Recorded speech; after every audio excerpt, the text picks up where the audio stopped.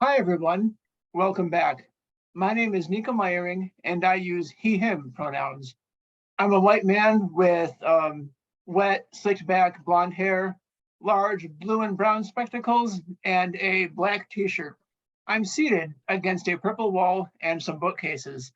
And like about 25% of the US population, I'm disabled. Non disabled people might see our lives as tragic, pitiful, sad, but I don't know if I agree, guys. I've been disabled a pretty long time, and I think there's also room for disabled joy. Our disabled community has as many members as it has opinions, which is why I've asked my friend Ryan here with me today to talk about disabled joy. Hi, Ryan. Thank you for joining us. Thank you for having me, Nico. My name is Ryan Perry. I'm a white male. I'm currently in a blue and gold button-down shirt. I am seated in front of a white background. I have hazel eyes and brown hair, and I'm really excited to talk to Nico today about disabled joy. Ryan, thank you. That really warms my heart.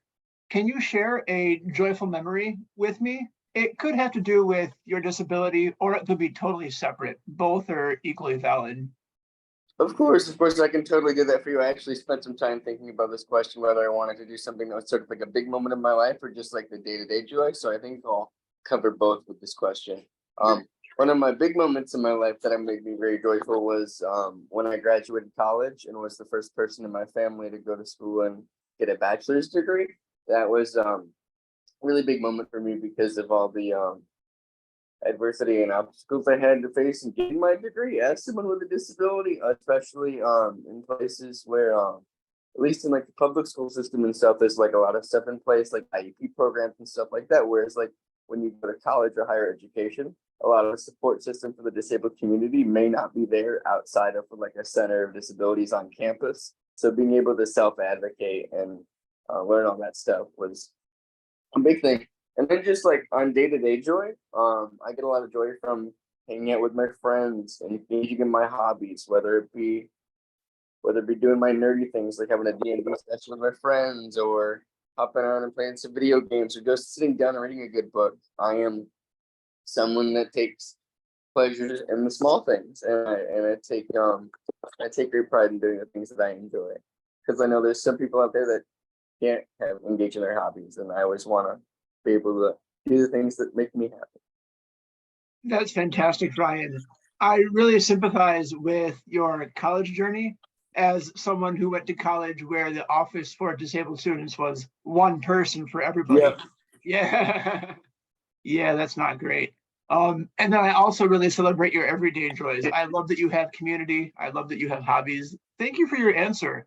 I've done a lot of these interviews now, and no one's ever come to me with like a 1-2 answer, right? Both those significant joys and the everyday. That's really fantastic.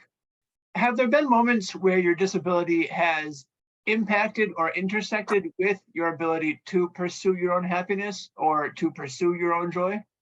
I mean, I feel like it's increased my ability to have more joy in my life just because having a disability, it gives you such unique lens into the day-to-day things. Like, not only do I feel like it's made me more empathetic to others, just by the things that I've had to go through, but in addition to that, I've also been able to like enjoy the small victories. Like I know, like not every day, like 'cause some days, like people have you have made more, you may have more energy someday. Some days may be tougher than others, and some days may be some great days. So being able to capitalize on those good days and really take them for what they are is something that I really try and do.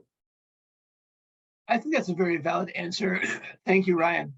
I would agree that disability brings a very unique lens to every issue. And of course, every issue is a disability issue. Thank you for your answer.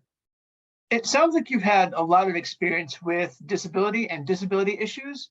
So I'm going to ask a very difficult question, right? Which is if you could pick only one thing that you want the general public to know about disability and disabled joy, what would that be?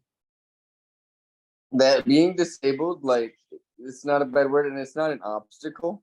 Like it's a part of us and it's a large part of my identity personally, but it's not who I am and it's not something that you should feel pity for. It is something that I just live with, and it's part of me, but I can still have a normal everyday life just like anyone else and do all the things that others enjoy to do. Thank you, Ryan. I love that answer. I love seeing disability self-empowerment and disability agency. That's really great. All right, Ryan, my last planned question is one that I ask all my interviewees, regardless of project.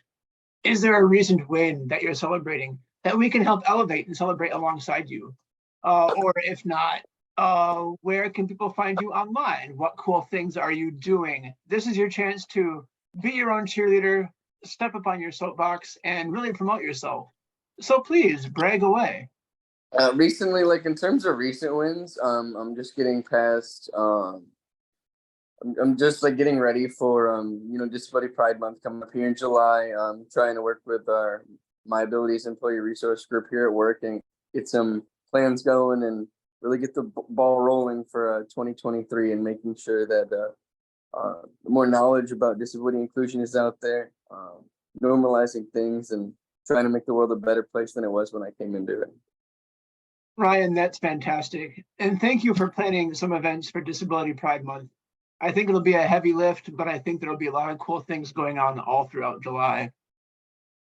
All right, old friend, thank you for your time, and I'm rooting for you. All right. Thank you, Nico. Audience, of course. Audience, tune in next time. I'll see you then.